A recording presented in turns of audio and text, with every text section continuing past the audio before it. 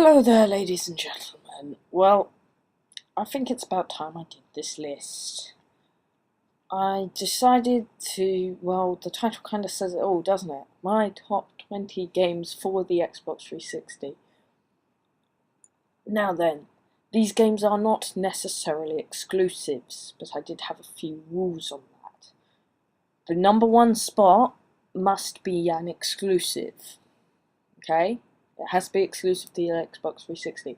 I just felt I needed to do that for a list of top games on the Xbox 360.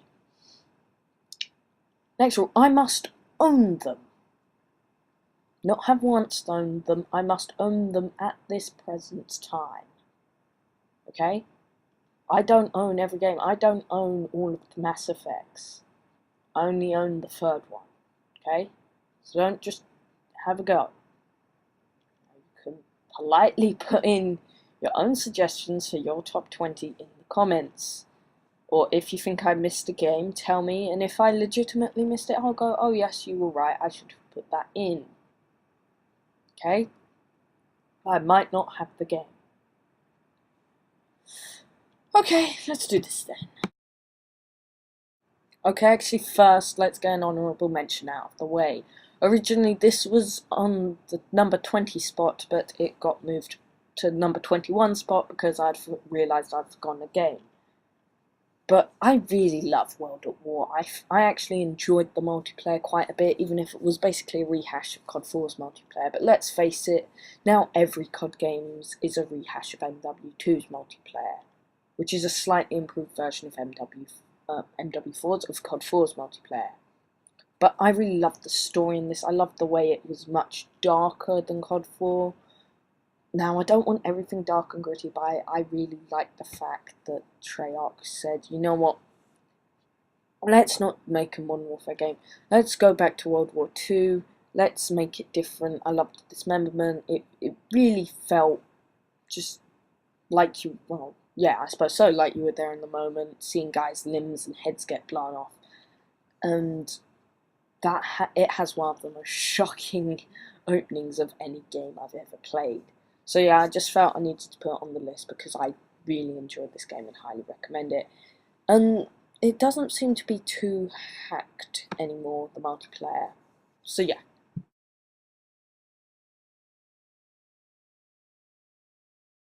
Yes, okay, I put Oblivion in number 20.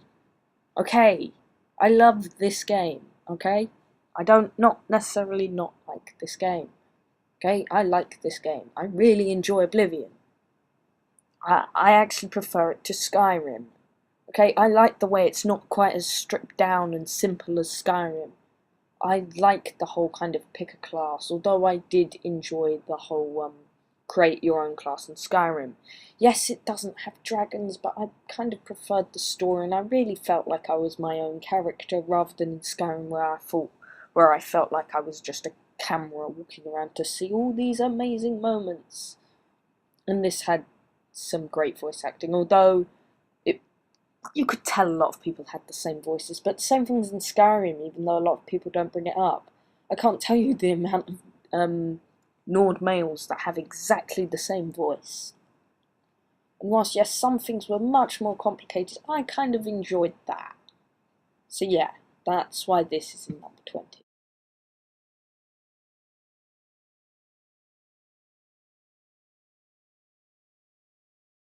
Yes, I went there. I put Call of Duty Modern Warfare 2 higher than Oblivion, and Skyrim actually, since that's not even on this list. Just listen to me, okay? I really enjoy Modern Warfare 2. It gets a lot of hate, and whilst most of that is aimed at the PC crowd, the PC servers and that, a lot of the people that have a go at it are hypocrites, so yeah. But this is a list of Xbox 360 games, not PC. And this has one of the best multiplayers on Xbox Live. Whilst yes, some of the people are annoying, but that doesn't factor into it. I like the way it took COD 4's multiplayer and improved on it. It did something different, unlike what most of the Call of Duties are doing now, where they change one or two things. This was a complete overhaul. You got so much customization. In fact, the only thing missing was player customization. But yeah, I really liked the story as well. I'm glad it went into much darker territory than COD 4 did. Sure, you didn't feel like a national hero at the end.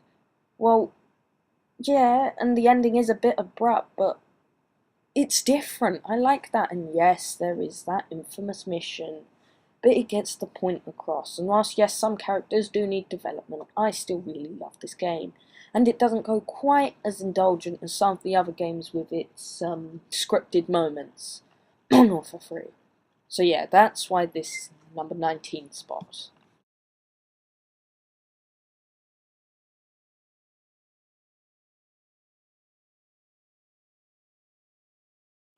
Now then, I don't like Halo Reach quite as much as some of the people I know. I love the way it improved Forge mode from Halo 3. I love the whole Forge World area because that's just brilliant, and it was sadly missing a few things though, but yeah, I really enjoyed the single player campaign. Whilst not quite as much as Halo 3, I thought it was very good. It did need some character development in some places, and it wasn't very clear what era of Spartans they were, and some things didn't make sense when you put into the overall Halo lore picture. But who cares? Well, yeah, I care, but it was still a really good game, and whilst I do sometimes hate on it when I'm talking to my friends, it is good. Firefight, I really like the improvements from the other from the other games from Halo 3 ODST, but I did kind of prefer it in some ways to Halo 3 ODST because I preferred the maps and that, and I like playing as an ODST in Firefight. But yeah, that is the big problem. Maps. This game's multiplayer maps really don't compare at all to Halo 3's, in my opinion. It's missing quite a lot of maps that it severely needed. And yes, whilst we've got some remakes of good Halo 1 maps, I would have liked for like a Sandtrap remake. But yeah, it's still a very good game. Lots of good customization and everything. So yeah, definitely thumbs up. Good game.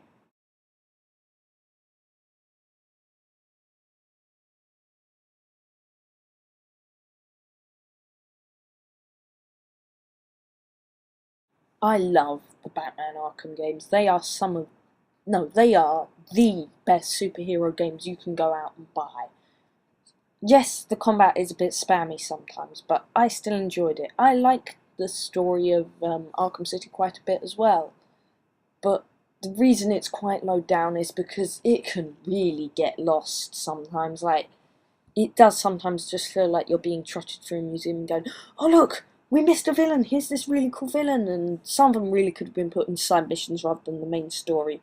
Like fighting Solomon Grundy at one point, it can get really lost, and I liked playing as different characters because they all felt quite different, although there was some stuff that was just ruined by later DLC, and it did have a bit too much DLC as well.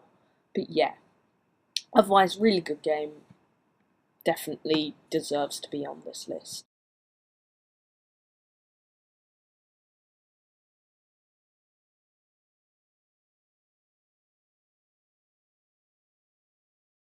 Halo Combat Evolved Anniversary.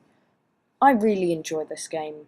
There are a few things that have definitely pushed it down the list, but I Halo Combat Evolved was the first ever Xbox game I played. I still remember the first time I played it when my friend had got his original Xbox, and he had all these games, and he's like, oh, which one should we play? And we went through them, and the option was some really crappy karate game or Halo, and I'm like, Halo, this looks cool, and so we played it, and wow, Halo is amazing. It's one of my favourite video game series. And I really love this up-res version they did. I like the fact you could switch between the different graphical styles of the new one and the old, and I think I know my brother by standing in almost every hallway and switching between each vision just to see how it changed. But I am, yeah, really impressed with this, but there are still the few problems that with Halo Combat Evolved. Dear God, the Library, I think it's called. That is a trek. Jesus, where you have to go through that, and it's just like a maze of fighting Flood. Just, God, it took forever. And actually, the Flood were legitimately creepy in this game, which I'm glad.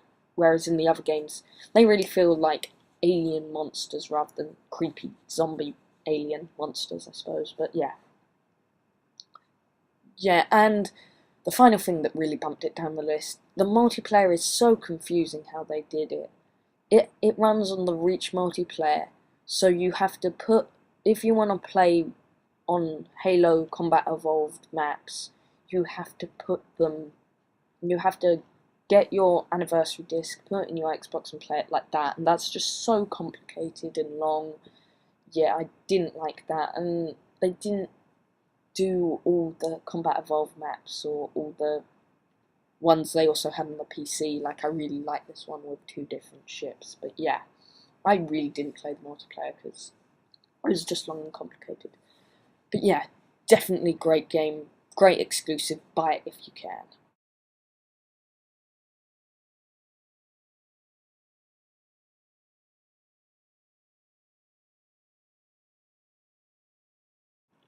Wow, this is how you do a remake. This was great. I'd always wanted to play XCOM, but sadly it was a bit complicated to get running and stuff, but I was so glad they released this because of that. Wow. It is missing a few things, sadly, like your base can be attacked and stuff like that, and you will definitely probably lose on your first and maybe second time playing, but this is really good. I Wow, words are failing me right now. This is how you remake an old game. You don't make it a first-person shooter. You make it like it was. And whilst the cutscenes and stuff can be really overindulgent, and the tutorial is way too long, it's like an hour, maybe half an hour long. Just no. But the demo really doesn't do it justice. You have to go out and buy this game if you like strategy to any degree. Definitely good. Not a lot to say about it because yeah, just I love being able to research the aliens, and sadly the prequel to this really doesn't realise that the enemy is meant to be unknown. They can't have the sectoids in the prequel because they don't know what they are in this game, whereas if there was a whole full-scale invasion they would know, but never mind that. Just different talk for another time. Definitely great 360 game, and it's handled surprisingly well with a controller. Um, Definitely should have, well, not should have. There were definitely a few problems though with selecting the different levels of places to send to, but yeah, really good.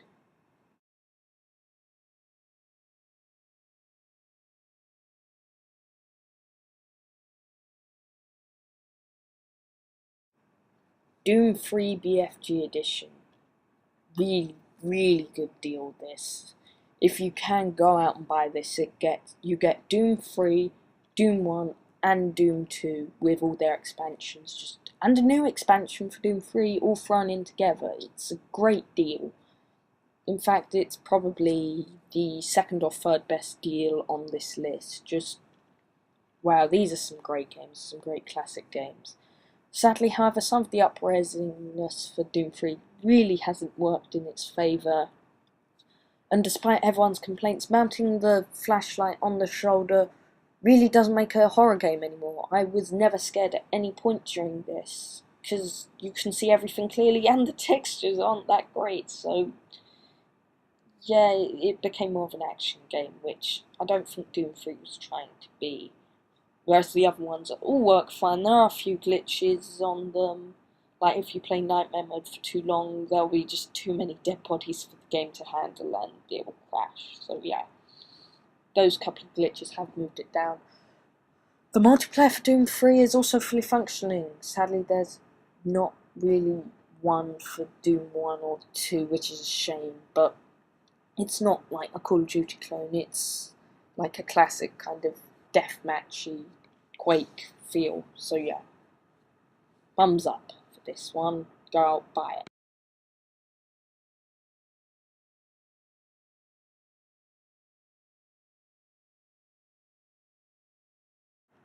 Okay, I seem to have given the wrong impression to a lot of my friends on this. A lot of my friends think that I really don't like Assassin's Creed. In truth, I really don't like the multiplayer. I love Assassin's Creed single player. It's definitely in my top 10 favourite series. But yeah, this game is by far the best one. This was originally much higher on the list, but I decided to put a few more exclusives higher up, so yeah, that got let down. And Jesus Christ, the Desmond bits, they really hadn't worked out what to do with them yet. They were so boring. But luckily they improved them in AC3. But yeah, it wasn't quite as simplified as Revelations, but it had enough differences from AC2. I really loved the assassins recruiting, the whole assassin recruitment aspect of it, and I did like the way the multiplayer characters were in the single player. Well, most of them. I'm not sure if all of them were.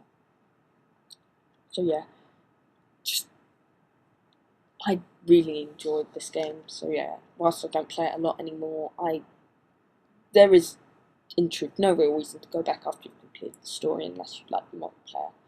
So yeah, really highly rate it. Just really great.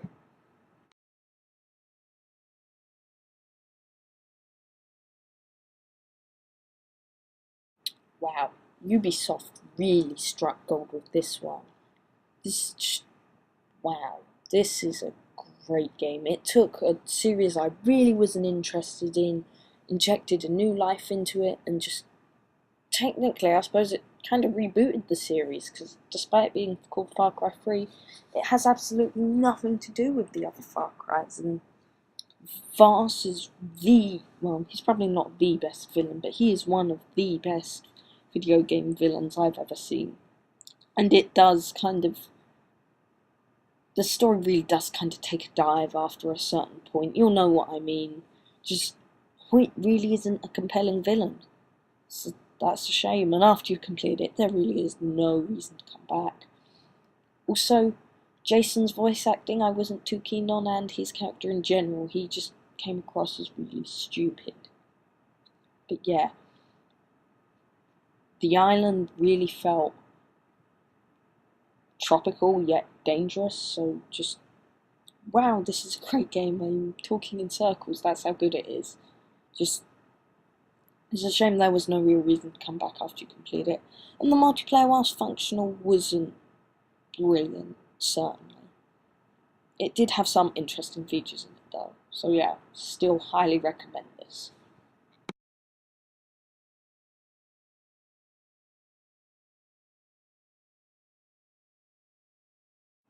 Yes, okay, it's criminally low on the list, because it has Hitman Contracts and Hitman Blood Money. But if you have a new 360, the fact you have to change settings and all sorts to get Blood Money to work really does just knock it down the list, because, well, yes, on PC it would be much higher.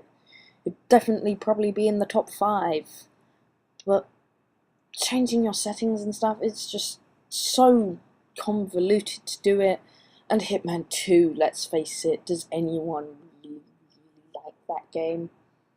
Contracts and Blood Money are really good, but yeah, Silent Assassin, and Contracts, sometimes the stuff can be a bit iffy and you can be seen by people that aren't even there, or they hear stuff that shouldn't, but either way, it is more of a Hitman game than a stealth game, unlike Absolution, which, whilst I enjoyed, certainly wasn't nearly as good as either of those two. It was definitely better than Silent Assassin, though. So yeah, that's why this is slightly lower on the list.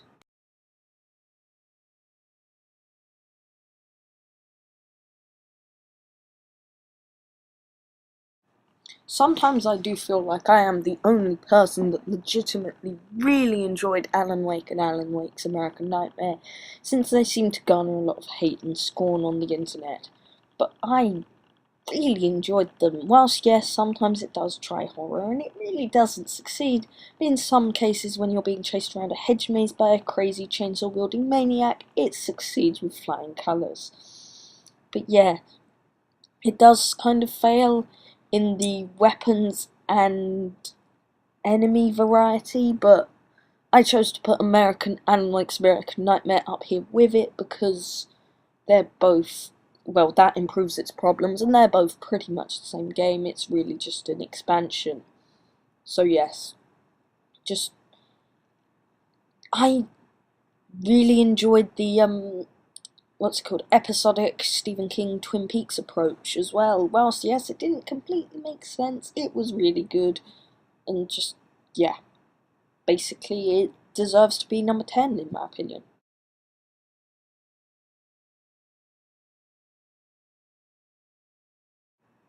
Arkham Asylum. In my opinion, this is much better than Arkham City. Whilst Arkham City is a great game, Arkham Asylum really got this feeling of tension and oppression from its environment, and actually kind of fear at some points. Not necessarily from the Scarecrow, I can't say I was ever really scared by his little fear gas things other than when it makes you think your game has crashed. Yeah, it even plays on the player's fears as well as Batman, so yeah, that's just kind of meta when you think about it. But yeah, I didn't talk as much about Arkham City as I wanted to, because otherwise I'd be repeating my points here. Yes, Arkham Asylum also has the challenge maps, which Arkham City did improve on. But yeah, you weren't quite as superpowered at the start of this game as the others, but definitely great game, great voice acting, great writing, just it really nailed the environment much better than Arkham City did. So yeah, really enjoyed it, and I like the whole kind of villain plot in this slightly more. Although it did kind of fall down on boss fights in this. But yeah, otherwise great game. Definitely the best superhero game you can buy.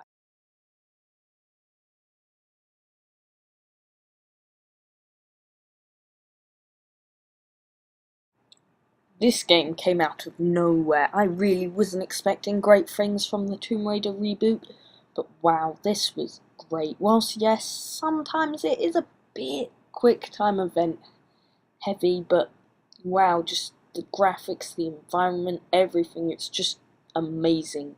You have to buy this. Literally, there's nothing I can say about this game that hasn't been said in almost any review. Just wow, this is a great game.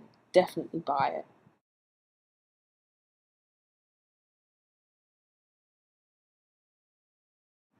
Most zombie games try to nail a feeling of horror, but really fail. Left 4 Dead approaches this problem and just says, horror, let's just go run and gun, and it is really fun. It's probably the best co-op game you can play. I love Left 4 Dead. It doesn't hand feed you the story. You don't even know there's a story unless you really pay attention. It's up to you if you want to or not.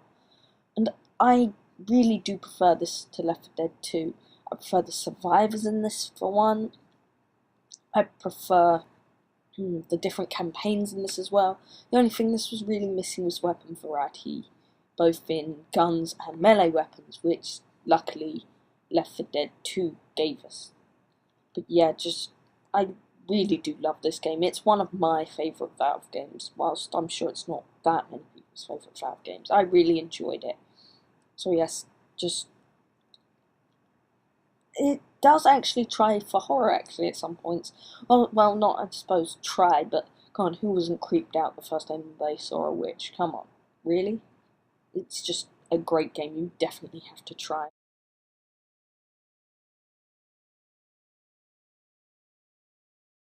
Holy crap, I love this game. This is my favourite Xbox Live Arcade game there is. Just wow, this is amazing. Just so many things to love about this game. It's creepy. It's one of those few games that really tries something different and doesn't just become boring and repetitive. Wow, just I don't want to spoil anything about this game. Just go out and buy this. It's just amazing 2D puzzler game that also really does get quite creepy.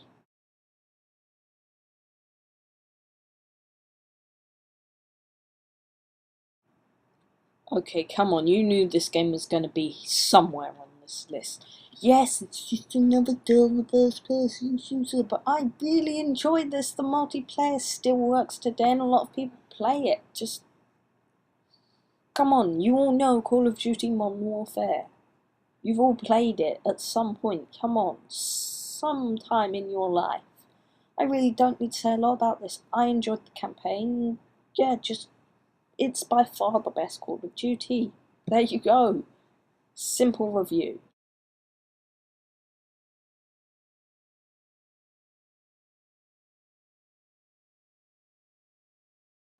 Really? Do I really need to talk about this game?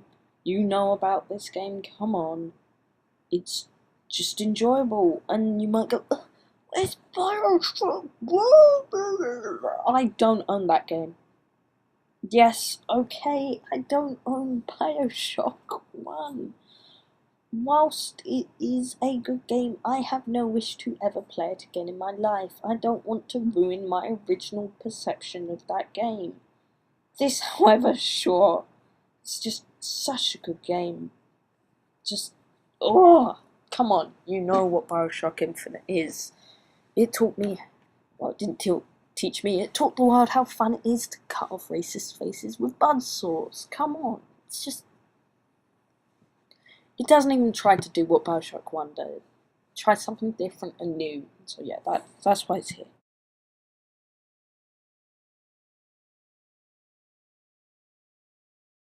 This is the best deal in this whole list. You get Half-Life 2 and all of its DLC.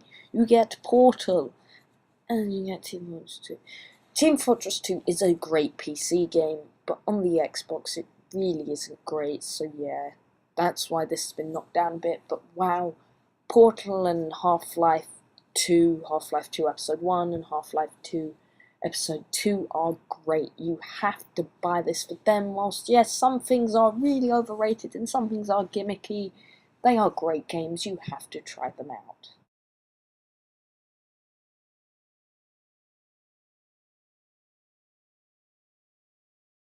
Yes, I am cheating here. I don't care. These are all brilliant games.